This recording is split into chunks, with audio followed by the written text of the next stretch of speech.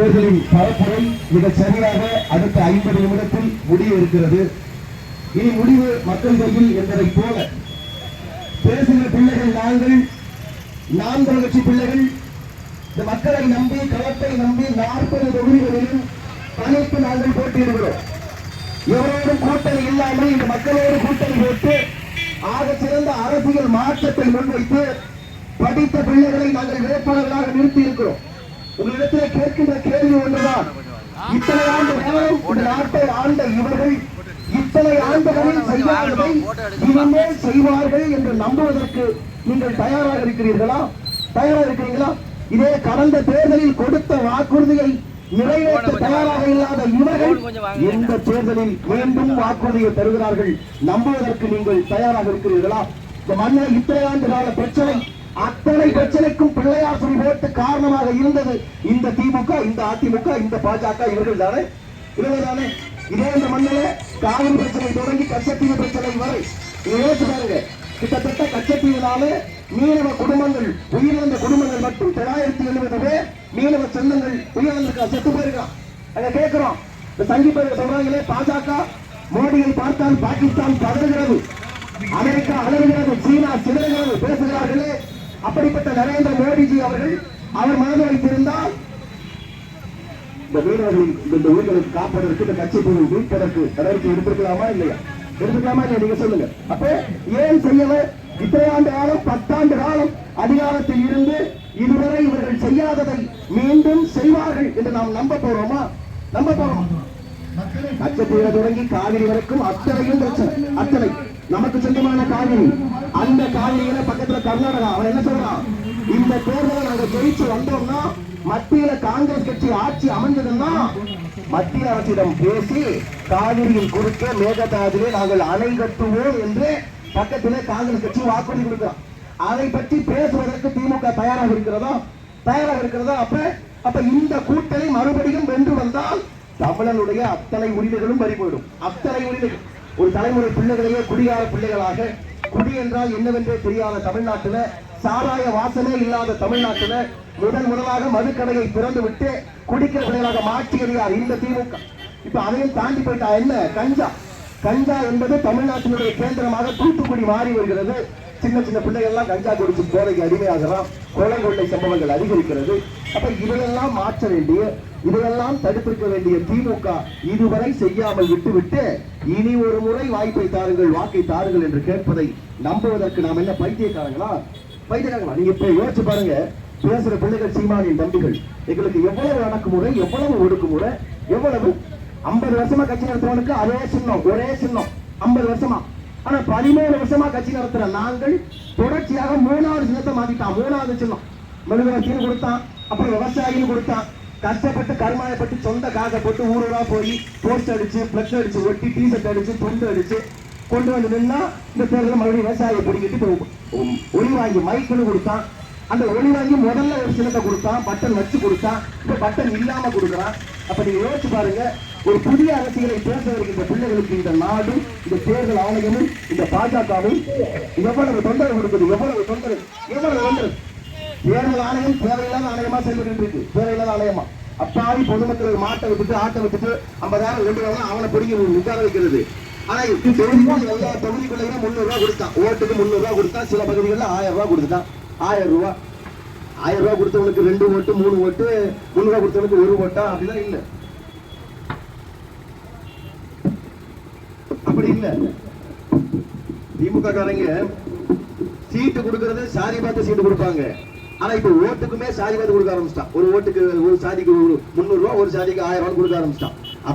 அப்ப இதையெல்லாம் மாற்றி புதிய அரசியலை பேசுகிற பிள்ளைகள், சீமானின் தம்பிகள், எங்களுக்கு நீங்கள் ஏன் ஒரு வாய்ப்பை தரக்கூடாது? ஏன் தரக்கூடாது? டெல்லியில அரவிந்த் கெஜ்ரிவால் ஒருத்தர் வந்தாரு, வந்து ஒரு புதிய மாற்று அரசியல் சொன்னார். அந்த மக்கள், டெல்லி மக்கள் அதை புரிந்து கொண்டால் இப்ப டெல்லியில மட்டுமில்ல, பஞ்சாப் மாநிலத்தையும் சேர்த்து 2 மாநிலத்தின் அதிகாரத்தை அந்த கட்சிக்கு கொடுத்திருக்கிறார்கள். அப்படி பார்த்தால் உலகத்திலேயே மூத்த குடிமக்கள் நாம் தானே, நாம தானே. உலகத்துல மாற்றினத்தை சேர்ந்தவனெல்லாம் ஆடை இல்லாமல் அம்மனமாக இருந்த போதே உலகத்திற்கு ஆடையை கற்றுக் கொடுத்து, மானத்தை கற்றுக் கொடுத்த இனம் தமிழினத்தின் பிள்ளைகள் நாம். நம் இனத்தை சேர்ந்த ஒருத்தன் வர்றான், அப்படிப்பட்ட ஒருவனுக்கு தொடர்ச்சியாக 14 ஆண்டுகள் போராடுகின்ற இந்த பிள்ளைகளுக்கு நீங்கள் ஏன் ஒரு வாய்ப்பை தரக்கூடாது? இந்த மக்களை பார்க்கிற போது எங்களுக்கு பெரிய கோபம் வருது. கோபம் ஏன்னா அங்க கேட்கிறோம், இந்த திமுகவை விட, அதிமுகவை விட, பாஜகவை விட நாங்கள் எதுல குறைஞ்சு போயிட்டோம்? என்ன குறைஞ்சு போயிட்டோம்? உங்களால் எங்கள் மீது ஏதாவது ஒரு குறை சொல்ல முடியுமா? இந்த இடத்துல நாம் தமிழர் கட்சி தவறி போச்சு, ஏதாவது ஒரு குறை உங்களால் சொல்ல முடியுமா? புதிய அரசியலை பேசுகிறோம், படித்த பிள்ளைகளாக களத்தில் இருக்கிறோம். ஆனாலும் கூட எங்களை பாராமுகம் காட்டுவது, எங்களை கண்டுகொள்ளாமல் நிற்பது, கண்டுகொள்ளாமல் ஆளுகின்ற திமுக ஆட்சி திறக்கிற அத்தனை பஸ் ஸ்டாண்டு அத்தனைக்கும் பேர் யார் பேர்? அவங்க அப்பா கருணாநிதி பேர் வச்சுட்டு வர்றாரு. இன்னும் கக்கூசுக்கு மட்டும்தான் வைக்கல, விட்டா கக்கூசுக்கும் பேரை வச்சிருவாங்க. அப்ப எதற்காக நான் கேட்கிற, இந்த மண்ணின் மகன் நம்முடைய ஐயா கப்பலோட்டிய தமிழன், மாடு கூட இழுக்க மறுத்த செக்கை இழுத்து செத்த நம்முடைய ஐயா வாவுசி அவர்களுக்கு பஸ் ஸ்டாண்டுக்கு ஒரு பேர் உண்டா?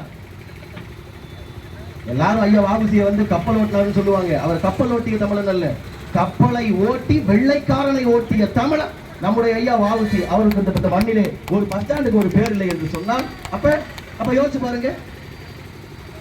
இன்னைக்கு தீரன் சின்னமலையுடைய பிறந்த நாள், நம்முடைய வாக்கில் தீரன் சின்னமலை. இப்படி நம்முடைய தமிழ் அடையாளங்கள், முன்னோர்கள், மூதாதையர்கள் அத்தனை பேரையும் மாற்றி, அத்தனை பேரையும் அழித்தொழித்து விட்டு இவர்களுடைய திராவிட வரலாற்றை இங்கே புனைய விரும்புகிறார்கள். அதனாலதான் சொல்றோம், தேவை என்ன? இந்த ஆட்சியும் இந்த அதிகாரமும் இந்த மண்ணின் மகனாக நம் வீட்டு பிள்ளையாக இருக்கிற அண்ணன் சீமானின் கையில் வந்தால்தான் இதை மாற்ற முடியும். விலைவாசி ஏறிக்கிட்டே போகுது. ஐயா நரேந்திர மோடி பதவி ஏற்றப்ப ஒரு சிலிண்டரோட விலை என்ன, இன்னைக்கு என்ன ரேட்? 1 கிலோ துவரம் பருப்பு அப்ப என்ன விலை, இப்ப என்ன விலை? அப்ப விலைவாசி ஏறிக்கொண்டே போகிறது. விலைவாசி அளவுக்கு நம்முடைய சம்பளம் உயரலன்னு கேட்டா சம்பளம் உயரல, வாழ்க்கை தரம் உயரல, இன்னமும் அப்படியே தான் நாம இருக்கிறோம். அப்படியே அப்ப இதை மாற்றுவதற்கு ஒரு புதிய ஆட்சி உங்களுக்கு வேண்டாமா? விருப்பம் இல்லையா? தொடர்ச்சியா எல்லாவற்றையும் பார்த்துக்கிட்டோம். யூஸ் பண்ற போன், செல்போனு, இன்னைக்கு ஒரு மாடல் வச்சிருக்கிறோம், ஒரு வச்சிருக்கிறோம், அடுத்து வாங்கும்போது வேற ஒரு மாடல், அடுத்து அப்டேட் வெர்ஷனா வாங்குறோமா இல்லையா? அதுபோல இந்த ஆட்சிக்கு மாற்றாக நாம் ஏன் ஒரு புதிய ஆட்சியை உங்களால் யோசிச்சு பார்க்க கூடாது? சொல்லுங்க பார்ப்போம். அனைத்தும் மாற்றம், அனைத்தும் கல்வியில மாற்றம், மருத்துவத்தில் மாற்றம், உங்களால் கற்பனை கூட செய்து பார்க்க முடியாத மாற்றத்தை நாங்கள் கண்களில் சுமந்து கொண்டு வருகிறோம். மருத்துவத்துல மாற்றம்னா எப்படிப்பட்ட மாற்றம்? இன்னைக்கு போய் பாருங்க, தூத்துக்குடி அரசு மருத்துவமனை மாதிரி இருக்குதா? அப்படிதான் இருக்குதா? நம்பி போய் நம்மளால வைத்தியம் பார்க்க முடியுமா? கத்திரியை உள்ள வச்சு தச்சிருவானா இல்லையா? அப்ப நாங்கள் செய்வது சும்மா வெள்ளை அடிச்சு பட்டி பார்த்து டிங்கரிங் பண்ற மாற்றம் அல்ல. அரசு மருத்துவமனையை தரமட்டமா இடிச்சுட்டு 5 மாடி 6 தளங்களுக்கு முழுக்க குளிர்சாதன வசதியோடு சென்ட்ரலைஸ்டு ஏசி போட்டு கட்ட போறோம். அப்பல்லோவுக்கு நிகராக, அப்பல்லோவுக்கும் மேலாக ஆக சிறந்த அரசு மருத்துவமனையை தர இருக்கிறோம். நான் ஒவ்வொரு அரசு மருத்துவமனை வாசல்லையும் 2 பெண்கள், என் தங்கைகளை போட்டு ஏர் ஹோஸ்டஸ் மாதிரி விமான பணிப்பெண்களை போல போட்டு உள்ள வரும்போதே, வணக்கம், தூத்துக்குடி அரசு மருத்துவமனைக்கு தங்களை நான் வரவேற்கிறேன், எவ்வாறு நான் உதவ வேண்டும் கேட்டு எங்க பாட்டியை உட்கார வச்சு பிரஷர் இருக்கா, பிபி இருக்கா, சுகர் இருக்கா செக் பண்ணி லிப்ட்ல ஏத்தி 2வது மாடியில பாட்டியை கூட்டு போறதுக்குள்ள டாக்டருக்கு லேப்டாப்ல செய்தி வரும். அப்ப அப்படிப்பட்ட ஒரு ஆக சிறந்த ஒரு அரசியல் மாற்றத்தை நாங்கள் தர இருக்கிறோம். உங்களுக்கு வேண்டுமா வேண்டாமா? போன முறை நாங்கள் நிப்பாட்டினோம், 2019 நிப்பாட்டினோம், 40 தொகுதியில நிப்பாட்டினோம். உங்க தொகுதியில அண்ணன் கிருஷ்ணன் ராஜசேகரன் சொல்லி ஒரு ஆக சிறந்த வேட்பாளரை நாங்கள் நிறுத்தினோம். நீங்கள் தந்த வாக்குகள் எத்தனை? நாங்கள் போனதே திரும்ப சொன்னோம்.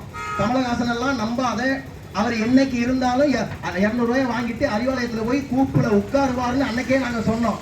நீங்க கேட்கல, அவருக்கு ஓட்டு போட்டீங்க. இன்னைக்கு என்ன ஆகி போச்சு? போன முறையே நாங்கள் சின்னத்தை தக்கா செஞ்சிருப்போம். அவர் கமலஹாசன் வராம இருந்தாருன்னா 3.8 வாக்கு அவருக்கு கொடுத்தீங்க.